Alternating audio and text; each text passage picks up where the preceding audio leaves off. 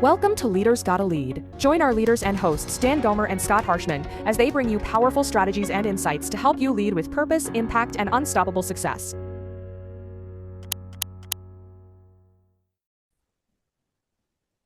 All right, welcome back to the Leaders Gotta Lead podcast. Today we have got an exceptional guest on the show. From the first time I met you, Kerri, I knew you're coming on our podcast because I just couldn't wait to ask you some of the questions about leadership, and we'll get a little bit into your history here in just a minute. But the whole purpose of this show is to just talk about what it means to be a great leader, because there is no one right way, one size fits all kind of thing when it comes to leadership. And so we're not here to tell anybody what it means to be a leader. We're just here to present ideas for how to become a better leader within our life, if that's what you are choosing to do as somebody who's watching this show. I know today we are going to share a lot of nuggets on how to just become a better leader in our own life. And so, like I said, today we've got Kerri Kilgore. Just to give a little bit of background for Kerri, she was in the Air Force for 22 years. Her business partner, Owen Davies, was in the Air Force for 30 years. So they've got a tremendous wealth of experience just from being on the military side of things. And so we're definitely going to lean into that a little bit. Between the two of them, 20 relocations in their life, which means they know what it feels like to move, to the stress that comes with that, which really helps them,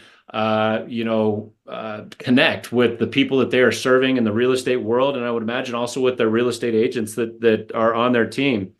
She runs a brokerage of 45 or so agents called Realty One Apex in Colorado Springs, Colorado. And, just to kind of give my feedback of my experience of you, Kerri, and one of the reasons why I really wanted to have you on the show is, number one, we're at two different brokerages, and yet you asked me to come in and speak to your team about sphere marketing, which is something I'm really passionate about. Came in, spoke, and you were running a whole series of classes for your team where you're bringing in speakers, you're bringing in authors, and you are just providing this next level opportunity for the people on your team to be able to grow and get better. And then we started talking. And, I was just kind of hearing more about you and how you lead and what you're passionate about. And then I started talking to people on your team, and that's the proof is in the pudding, right? That's when you go talk to the team. That's when you find out what's really happening.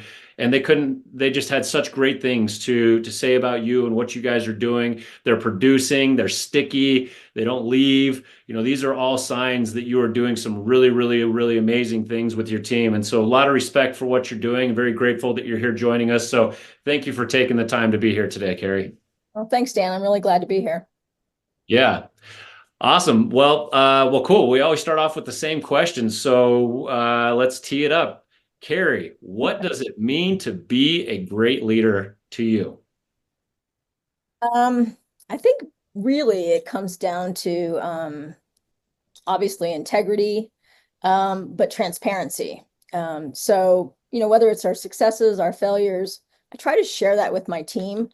I really try to be inclusive and meet people where they're at, whether it's an agent doing 6 deals a year, wanting to double that, or somebody who's doing 25 and they're wanting to move towards semi-retirement, or it's even that brand new agent that is scared to death. They're excited, but yet they're scared to death of how to get going. Basically, I am a more collaborative leader. The type of work I did in the military is non-traditional. Owen and I both managed everything on an Air Force base that makes it a city. So we had 3 different personnel systems, 3 different types of funding.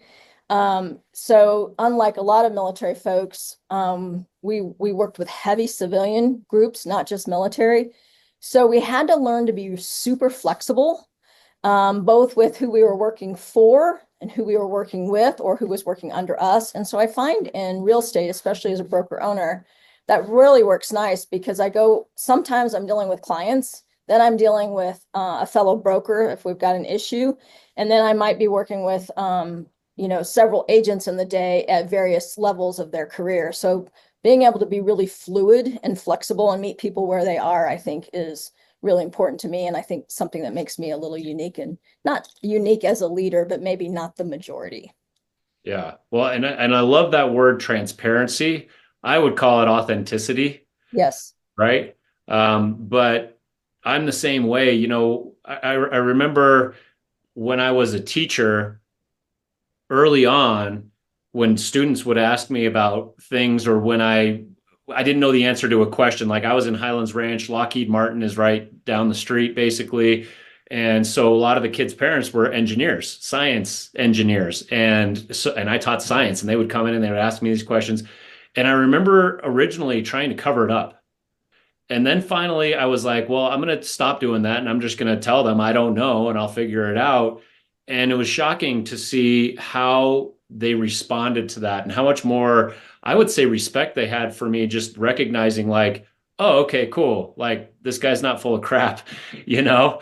And I feel like that goes such a long way in leadership, just being authentic, being genuine, being transparent. And maybe that's what I really picked up from you when we first started talking, because I think that that's definitely something that's the impression that I get from you. And so I love to hear that you feel like that's one of your superpowers, as a leader. So I want to just dive right into this aspect of the military side of things. So, you said you were in a very unique position in the military, with civilians and military. That sounds like an extremely complicated job, which requires a lot of systems and processes, a lot of people skills, a lot of negotiation, all of these kinds of things.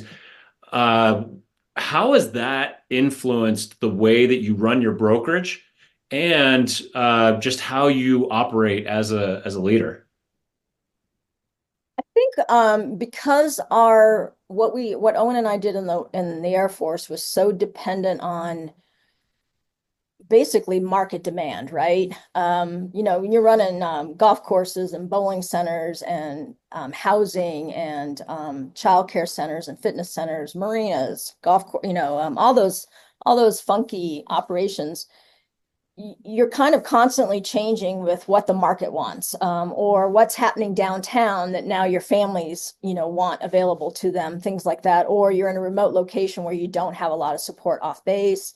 I mean, each location's different. And so I think that's like real estate, right? We're constant, especially these last, 6 years between pre-COVID, the bid wars, COVID, post-COVID, now, the NAR settlement stuff. I mean, it's just, we've had probably more change in the last 6 or 7 years than we had in the previous 15 or 20 combined.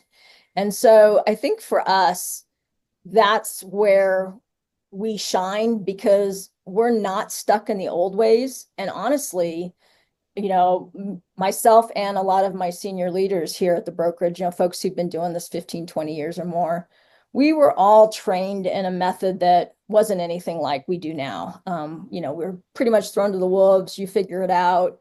Not a whole lot of training. Certainly, didn't have podcast, YouTube, things like that to lean into.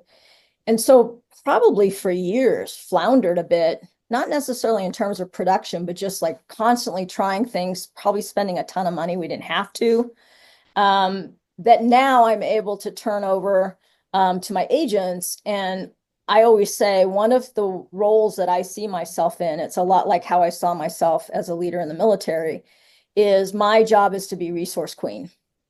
So they don't have time to sort through the noise, because we get a zillion people in this industry trying to get into our pockets, whether it's software, a new lead gen system, I'll give you lead, whatever it is, right? We all get those spam calls, text, emails. And so, but there are good things out there that cross our paths, but how do we know what they are, especially when we've got 8 or 10 of these in a day coming at us? And so what I try to do is pay attention, especially when something comes across my desk more than once, and dig into it and see if it's worthwhile. It may not be for me, but sometimes it may not be for me, but it's for my agents. And I feel like if I can help them narrow down the field so it's easier for them to figure out what works for their personality or their particular style, then I can help make their businesses more successful. And I think that comes from my military experience, because you're dealing with a PGA pro running your golf course is a whole lot different than dealing with, say, a chief master sergeant running your dining facility or your whole food service team. So, you've got to be able to shift. Same like when we would deploy, that's a whole different mentality of trying to get a bare base set up rather than, dealing with families and spouses at a home base. So you got to really be fluid. And I think that's right now where I think shine in real estate is Owen and I are almost our entire careers, we're known for reengineering and constantly looking for how do we need to shift? How do we, what do we do to position ourselves for growth? And right now, I think that's vital in the real estate industry. I love it. I think that's all great insights and something that I was thinking through. I mean, you're leading so many different types of people. And I have a daughter and I want her to be strong, independent, female as well. What was there any like struggles, or what was it like being a female leader, right? Like, and I hope you don't take offense to that, but I'm always curious because you hear some people say like females can't lead, and then I look at it and I'm like, hell yeah, they can. Right? So like, what is it? What share some struggles through that journey? No, I came into the military in 1987. And so the late 80s and the 90s in particular were quite challenging. The sexual harassment, the stereotypes. I'm a 5'2", 120-pound gal. It will beat some ass. And so, but, I will say I had some amazing mentors early in my career, because, I think leaders have some inherent traits they may be born with, but I think, our nurturing, our environment also has a lot to do with how we develop. And some of the leaders I had early on in my career, I'd say those first 3 or 4 years easily. And it didn't matter what rank. I mean, I had 2 and 3 stripers that taught me a lot. I had senior enlisted, I had officers all the way across the board. I had folks that were constantly trying to, whether they intended to lead or not, they did. And basically, I would say the authenticity really became necessary. And fortunately, most of the folks I worked with, the majority of my career also were that way. But how it shaped me is I'm kind of a no BS person now. I wouldn't say I was like that early in my career. I tended to kind of, watch things a little bit more and try to figure out how to, I'm not going to say get along, but you're constantly trying to, if you're always arguing with everybody, even when you might have strong feelings, then you're not going to get as much accomplished. Frankly, real estate's the same way, right? I just had a really difficult deal that could have really gone bad, but both agents really kept a level head and ultimately came together to try to resolve it. And we spent a good 8 to 10 days teaming, even though one was buyer's agent, one was seller's agent, but yet we got it done. And in the end, actually really liked each other because, so often in this business, you run across somebody who gets into a competition. Well, it's really about the client's interest, right? And so if we're really worried about the client's interest, then we sometimes have to put our own ego to the side and do what's right for them, even if it's something's irritating us, right? Frankly, the military is the same way. I mean, especially think about when you're working for a very senior person, 3-star, 4-star, whatever it is, and you think the request is just ludicrous. Are you kidding me? I've got to worry about soft serve ice cream in the field on a deployment when we're just trying to get the bare base set up and basic living necessities. But you've got to find a way to manage that gently, right?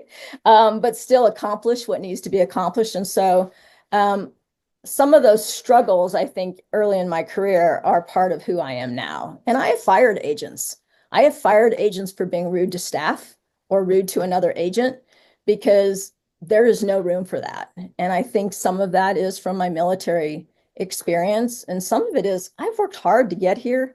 We've invested a lot of money into the brokerage to be here and to make it what it is today and where we want it to go in the future. And so I'm at that point in my life where I'm not going to let somebody tear that down I'd rather bring people in that help build that up. And so all that I think is, yes, from being a female in the military, particularly in those early, first 10 years or so, when you're constantly proving yourself and you had to be a little bit better than the guy next to you, because you already had a little bit of a scarlet letter on your forehead. Without a doubt. On that front, like, let's say there's somebody who's watching this, they're running a small team or whatever, thinking about starting a team, or maybe their team isn't really functioning properly. How might you go about a conversation with someone who is not performing on your team, or they are being rude to somebody or whatever, right? Because there's a fine line between being impulsive and just being like, that's it, you're out of here, versus, okay, well, let's give you an opportunity to fix it. Like, how do you navigate those kind of complex situations like that to make sure that you're not being reactive and giving somebody the opportunity to grow through a challenge? That's a great question. I think a lot of it has. Hey guys, Dan Gomer here with the Leaders Gotta Lead podcast. Thank you so much for tuning in. Hopefully you are enjoying the content, and if you are, I've got great news because there's more where that came from. Just click on the link in the show notes to discover new ways to plug into what we're doing, to find new content that we're putting out, and to discover how we might be able to work together to elevate your leadership game. Just click on the link in the show notes and let's take our leadership success to the next level. To do with who do you think they are as a person, right? If it's a mistake and maybe they got hot under the collar or whatever, maybe they've got something going on at home. Yeah, everybody I think most of the time deserves a second chance. And generally, I when I really think it's egregious, this just happened recently actually. I go to a couple others on my leadership team to kind of gut check myself. Because sometimes we as leaders can be reactive, right? And we're trying to be fair and equitable, because if we're not, then that starts destroying the team as well. So when I've got one of those situations that I think maybe my own biases are getting in the way, I first do a gut check. Assuming that the other leadership folks, agree with me, then I try to find a way to approach it rationally and non-combative. Because ultimately I'm here to help the person grow. Sometimes I've got to spend a little time figuring out what that would look like for that particular personality, right? It's kind of like being a parent a bit. I hate to use that analogy, but that's what it's kind of like. One of my agents, my recruiter, she often says, you have 50 kids. And I'm like, yeah, you're right. Because I'm trying to figure out where they're at, not that they're immature, just you're trying to figure out what motivates them, how do they, how do you meet them where they're at?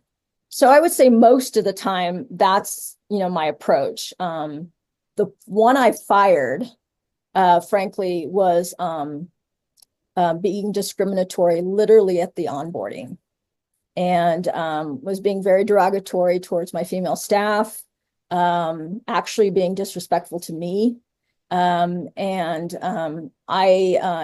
had picked up over the 2 or 3 weeks between him deciding to, sign on with the brokerage to him actually finishing his paperwork and coming in for his onboarding. And he was coming in for his first coaching session with me because I coach all of our new agents. I want to understand their business development, how I can help, those kinds of things. And at that first coaching session, I walked into some tremendous disrespect after several other little things.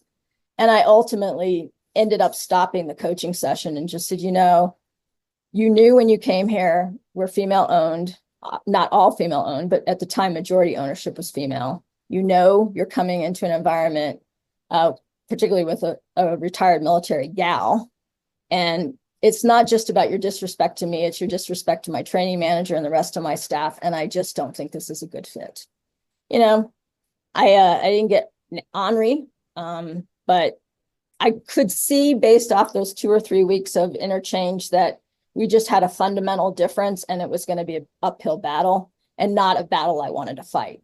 When I've got somebody in the team, right, already, and I use team a lot. I'm not a team lead. It's just my life partner and I on our team, but I tend to use that a lot. That's, I think, my military days. So I'm referring to the brokerage as a whole. I'm vested in them. I'm already vested in them as individuals. And so I'm going to spend a little bit more time and effort trying to make sure I assess myself and the situation a bit so that I can figure out how to keep them on the team and get them where I want them to be, especially if it's, attitude, mistakes, maybe lack of detail. These days, it's folks understanding the limits of social media, where's the personal line versus the professional line, right? I would say it's become a little bit more challenging. Those kinds of things. So I love the vulnerability that you just shared about the firing. And there were some things that I picked up in there that I kind of want to pick your brain on. I know a lot in the military, they have a, what is it called? After action report, AAR or something like that. After everything happened, right? It sounds to me like your gut was telling you no. Your eyes were telling you no. Your ears were telling you no. Everything was telling you no, but something told you yes. Still hire this person. Have you put anything in place as a leader to make sure that, like, I know, like, when I interview somebody, I'm not the final decision. Like, everybody else has to interview because at the end of the day, like, we're all going to be working together as a team. So have you put something in place to make sure that that never happens again? Yeah, we Or sure maybe have. not never happens again, but Yeah, we actually have. So that hire came post-COVID when we were still doing a fair amount of Zoom. And so that interview was by Zoom, not in person. And so I won't do that anymore. And then the other thing we do, and we've had a couple more like that, not firings, but where, we didn't listen to our gut. And particularly, I would say the early days, those first 2 years, we're just about hitting our fourth year, our fourth birthday as Realty One Group Apex. I was a small regional before, but we bought the franchise in July of 20 and we opened to the public in April of 21. So those early days, you hear, you just, I'm going to say a warm body, but we can grow them. Well, you can to a certain level. Some of the protections we put in place is I won't hire off a Zoom. I might end up needing to do the first interview off of the Zoom, but I still want to face-to-face because that's when I can frankly get my gut check.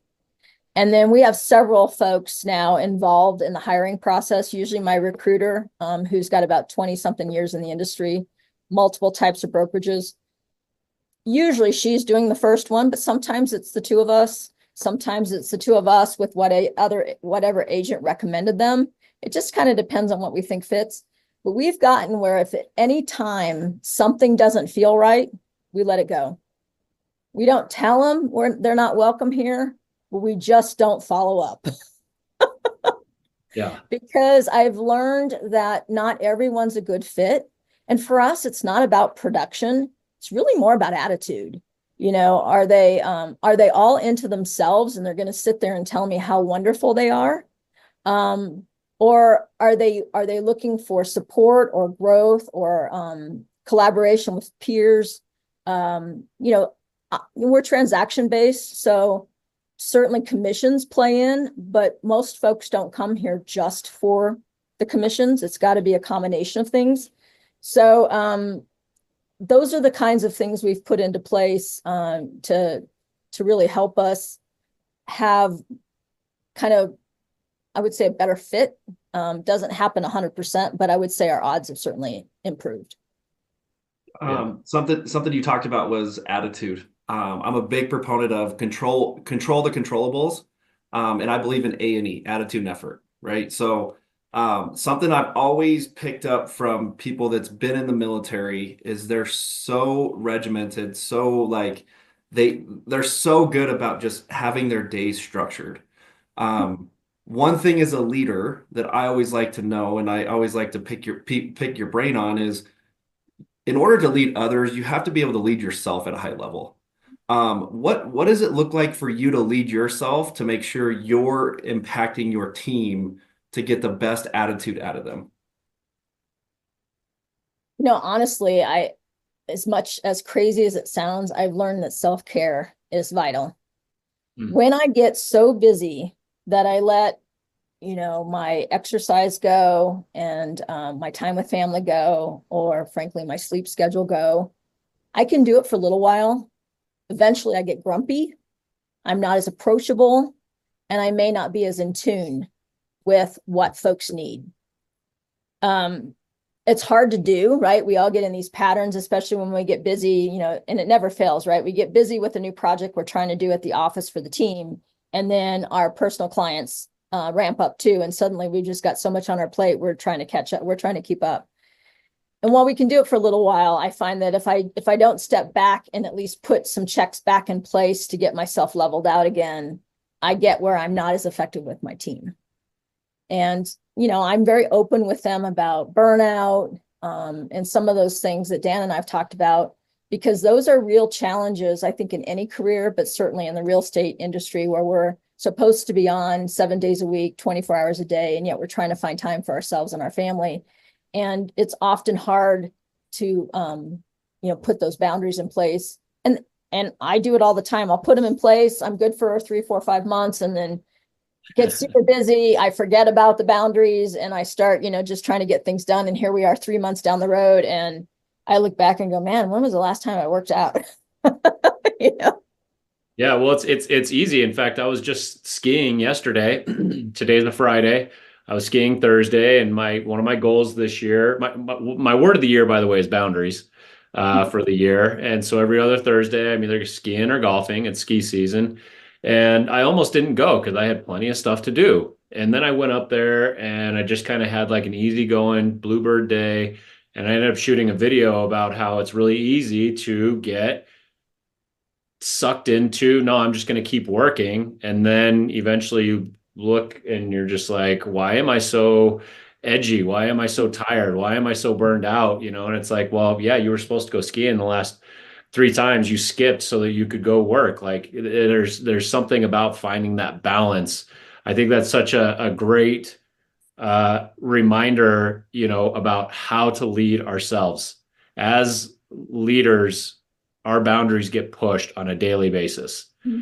And if we're not being firm with those boundaries, how can we really lead ourselves? And if we're not leading ourselves, how can we lead anybody else? I love that. If you're okay with it, Scott, unless you have a follow-up, I was going to change directions. Go ahead, change it. Okay. All right. So Kerri, in terms of, we talked a little bit about, at the beginning, what do you think makes a good leader? I would love to hear the opposite of that, even if you have an example without using names of somebody, but what do you think makes it hard, or what are the attributes of people who are maybe not the best leaders? What is there something that stands out, an attribute of somebody that can really hinder their ability to maybe connect with people or lead people or get people on board with what they're doing? Like, what do you think holds people back the most on that front? Well, I think there's two things that come to mind a lot. When I think about a broker owner leader like you and I think about folks being in the trenches, right? I think one thing that I was taught early in my military career is you can't ever ask the folks that work for you to do something you're not willing to do yourself. And so, I remember, for conferences or high-level events we might have coming in, we'd be out picking up cigarette butts, outside of the building and pulling weeds and things like that, which, kind of sounds crazy, but we would. I mean, I've cleaned my share of toilets. But getting in there with folks, which I tell people as a broker, I think it's important to produce. Do we have to be high producing? No. And we definitely don't want to be competing with our agents, meaning working in the same areas, going up against them in the same listings, crossing over farms, whatever it is, right? I mean, we hope we know what our folks are doing. So I think it's important to be a producing owner, but not necessarily a competing owner. And so that's one of the challenges I see a lot in real estate, is that a lot of our leadership across our industry are no longer in the trenches. And therefore, they're telling their team or their agents how to do business. And yet the last time they really generated any business was 15, 20 years ago, when print marketing was the way to go, and, the home magazines and all that. And of course, all of that has changed. And so from just a real estate brokerage, that's kind of one of the big things I see in the industry. The other piece, though, is when you get to the agent level. And I think one of the biggest things I see differences between my agents that are successful versus the ones that aren't is what is their level of empathy or ability to put themselves in their client's shoes. Mm. Doesn't matter if they're a first-time home buyer, if they're an empty nester trying to right size, they're working a probate or a divorce, right? All of those situations that we deal with clients on, they all have something most of the time going on in their life driving the sell or the purchase. A lot of times it's good things, right? They've got a new job, they've got a new baby, last kids out of the house, and they're gonna, go where they want to go, or, now not worry about the school district and buy the house they love, whatever it is. But understanding, like, what does that client need based off of, meeting them where they're at, just like I talk about meeting my agents where they're at. My agents that do really well in this business are able to put themselves in those empathetic positions. And I think that makes the client feel, again, going back to that word of authenticity, of that they can trust that agent, they can count on them, they got my back, so to speak, because this is a huge financial transaction for them. It doesn't matter the price point. And so I think those are the two things that I see folks either succeeding or going wrong when they I've got a few agents that always want to project their own lives on somebody when that's not our job. The client is who the client is. And it's our job. I always used to say this about senior leadership. It was always my job to adjust to the new personality that took the command seat, and in vice versa. As a leader, you're trying to adjust to the people that you're leading, but you've got to adjust to the people that are leading you. And I find that a lot of folks can do that, but not all. Yeah. I've heard you talk a few times about like empathy and showing empathy and putting yourself in other people's shoes, right? Like whether it's an agent who's just kind of like going a little crazy right now, well, what's going on in their home life, or what's going on with their finances, or whatever it may be, like asking those deeper questions. And I think that's important as a leader to be able to have that type of relationship, to where they're comfortable coming to you and really having that conversation. So like you mentioned coaching your agents and things like that. So how often are you meeting with your agents? How often are you, having those one-on-ones and really deepening that relationship with them to make sure you can lead them at the highest level? It depends on the agent. Every agent that comes into the brokerage, I always start off with a coaching session right after they get through their onboarding. If they're new, obviously we're talking about their training plan, and I have multiple folks that work in that, and I have a piece in that. I am present throughout our training program, but I am not the training program anymore. I used to be, but as we've evolved, I have other leaders and other staff that do pieces and parts. My piece is always business development and branding. That's my niche. I did it my entire Air Force career, and I feel like I can help them understand, what's their personality, what are some marketing tools that might fit that personality, so they actually do it rather than just talk about it. I lead a lot of the trainings. I'm in most of our trainings. I'm not that broker that you hardly ever see. And my leadership team is the same way. So if an agent is trying to work on their branding and their business development, I might meet with them every 3 or 4 weeks for 3 or 4 months. And then as they kind of level out, then I might just check in with them every once in a while. If I don't see an agent, I've got a couple that I know are very consistent with attending trainings and things like that. If I don't see them, and this happened just 2 weeks ago, I have an agent from Pueblo. She does a lot of Zoom for our trainings, and then there's certain things she'll come up for. She missed one of our bigger meetings, and that's very unusual for her. And so later that day, I checked in with her and I said, hey, I just wanted to see if you're okay. It's, very unusual, you don't call in. And please know, I'm not asking because you're in trouble. I'm just concerned. And she said, thank you for checking in. I have never been so sick in my life. I've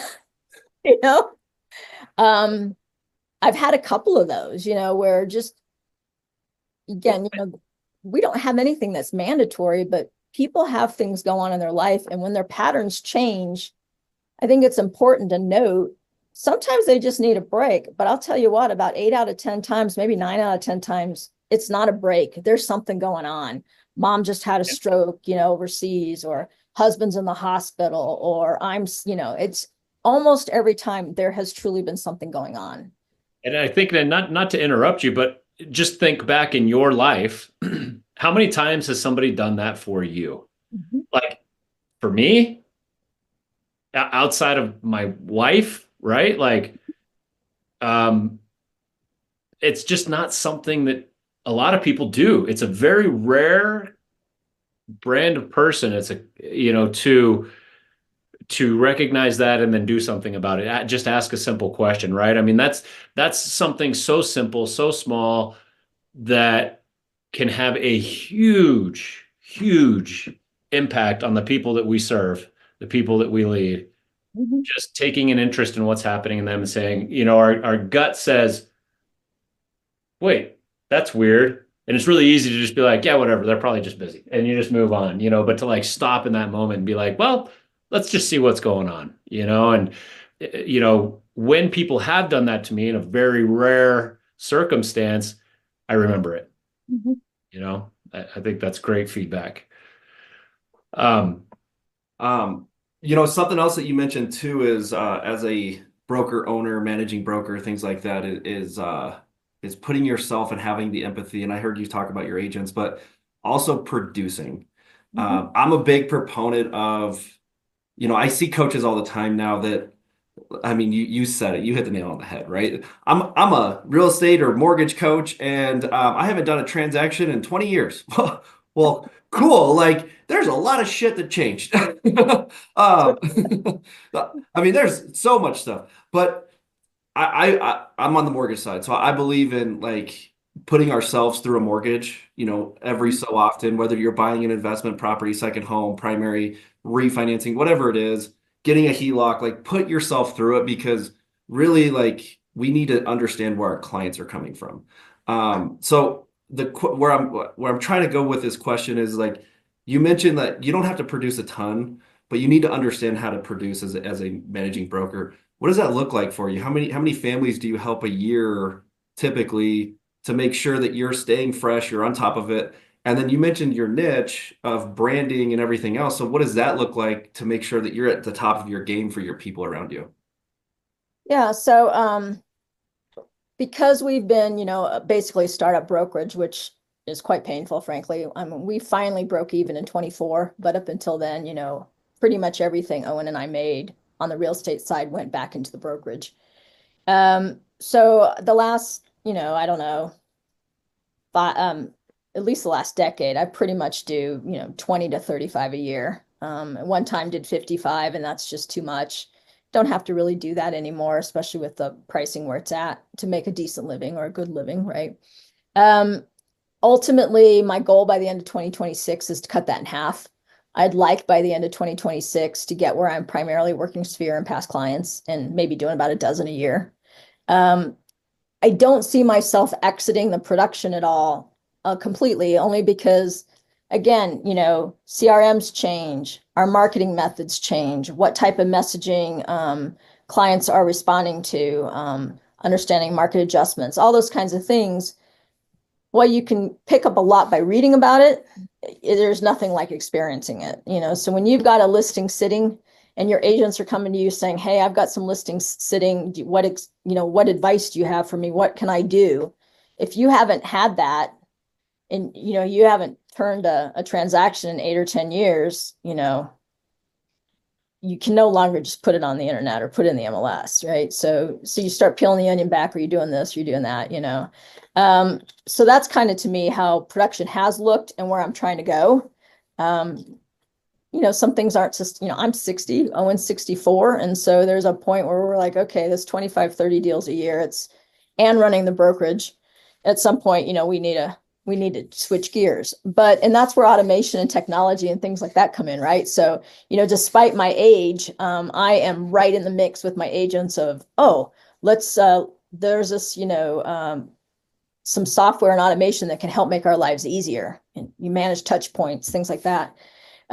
We bring in a lot of services into the brokerage to help folks who maybe aren't comfortable doing it themselves, like social media management, things like that, because it's so expensive out there, but yet it's important. So those are the kinds of things that I think being a producing agent helps me understand, because you only have so much time in the day. And ultimately, I think most of us can best spend our time focusing that on clients than the administrative. But yet we tend to hold back on hiring or contracting those services, right? Because we think we can do it ourselves cheaper. And then ultimately we do all of it horribly. You can do a lot of things really crappy, or you can do one thing really well. Yeah, exactly. And I tell people, I use myself a lot as an example. So I didn't use a TC until I opened this brokerage. I had hired one just before COVID hit, and then COVID hit. And so all those years, God, what was it at that point? About 13, 14 years of real estate. I had done all my transactions, even as a team lead. And now I tell my agents right up that if you really want to grow your business, that is the first thing you need to look at contracting, because you have no idea how much time that releases. And then, your social media management, take it in chunks, but ultimately trying to do it all yourself to save a buck or two, you are costing yourself tons more than you're spending, because you're always going to do better producing another transaction, picking up another client and relationship, than you are trying to manage the pennies on the administrative stuff. Yeah. Well, and it's a balance, right? And I think as a leader, especially in real estate, running a team, there is a balance between. I'm the same way. I always want to be in production, but I want to be like that 5 transactions a year, just enough to like keep me engaged with what's happening in the market. But it's not an easy question to answer. And, it takes a lot of self-reflection to figure out, like, when do I dial back the production or ramp it up? And it's all in conjunction with like what's happening with the brokerage and what's being produced there. And, it's a balancing act for sure. So Kerri, we're going to wrap up with one more question here in just a second. I know we could keep talking about this. I mean, this is a really good content for specifically team leaders in the real estate field. I mean, there's been so many nuggets being dropped here about, being authentic, being transparent, as you said, like we just talked about, finding that balance between production and leadership and staying engaged with what's going on, how to connect with people on a deeper level and put their interests above our own. All of these things. I mean, there's so many great nuggets that we took away from all of this. But before we ask this final question, Kerri, what's the easiest way for people to get in touch with you? They're listening to this and they're going, man, I need this. Like, I need to be a part of that community. I want to connect. What's the best way for them to reach out to you? There's 2 ways. Probably the easiest way is to go through our website, realtyoneGroupApex.com, because there's a careers page on there and it comes straight into my inbox. Or they can text or call me at 719-640-7669. But I will say, they don't necessarily have to be interested in moving brokerages. Like you, I love to work with folks. And I kind of take recruiting very gently, in that I want to build a name and reputation, and it may not fit a particular agent, but they will know somebody. They will know somebody at one point who's looking, and we just want folks to know who we are, what kind of group we are. And I will coach anyone. I've got 5 outside agents in our annual business planning group where I coach them every month as an accountability on how they're doing against their business plan. They're not my agents, but they are, because they're part of our community. And so I want to see folks grow, and I want to help nurture that. And I believe in the end that will help build the kind of reputation we want and attract the type of agent we want. I love that. And that's actually something that I meant to mention on the front end of this and just didn't, is, your office is open to all of these other people. You're doing all of these different trainings and things like that. At Realty One Apex, and you invite people in to come and see what the culture is all about. And, the great part about that is not only are you providing a great opportunity for the people who are in the community, whether they join the team or not, but from a team perspective, you're also giving people a taste of what it might look like to be part of this group. which gives them an opportunity to self-select one way or the other. This isn't the way I want to roll, or this is the way that I want to roll, which also helps you with recruiting and bringing in the right people and continuing to maintain that culture. And that's really what I was talking about at the beginning of this podcast. What I was kind of encapsulating my experience is that you guys have a defined culture. You know, everybody has a culture. Every team has a culture. Every group of friends has a culture. But you guys have a defined culture. Like there's a commonality, there's a congruency to it that I think is really powerful. So once again, thank you so much for being on the show. And for those of you that are watching, if this is resonating with you, I mean, Scott and I are always looking to connect with more people, just like, you know, Kerri's been talking about building that community with more leaders. So if this is resonating with you, reach out to us as well. We're easy to find. All of our information's in the show notes and all that stuff. So we would love to connect with you and talk more about this stuff. But before we wrap up, Scott, final question. All right, this is going to be a brain buster for you, okay? Okay. Now, before I go there, age is just a number. Experience is everything, okay? So you have a lot of experience on this. If you could go back and give your younger self one piece of advice about leadership, what would it be? I think I would go back to my younger self and tell her to speak up a little more. Those first 15 years or so of my military career, I won't say I wasn't a fighter, but definitely not who I am now or later in my career, of being like confident in your belief system, what you think is right or wrong. Not so much that you're dogmatic about it, but that you're steadfast.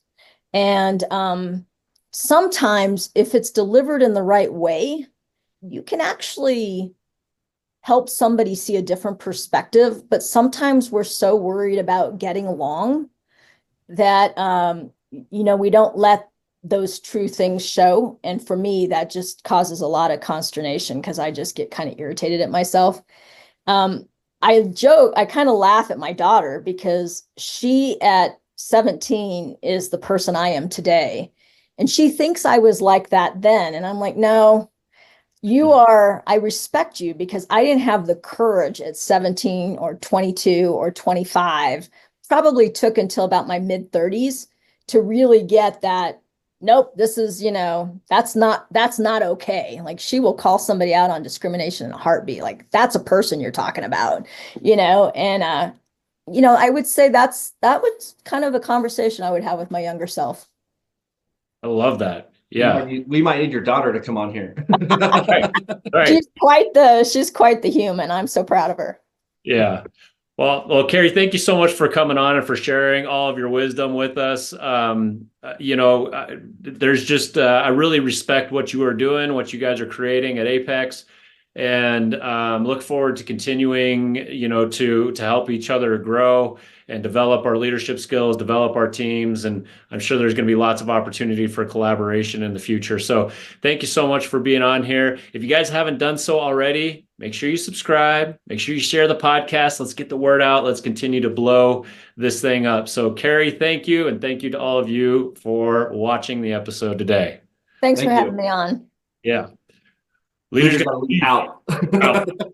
Out.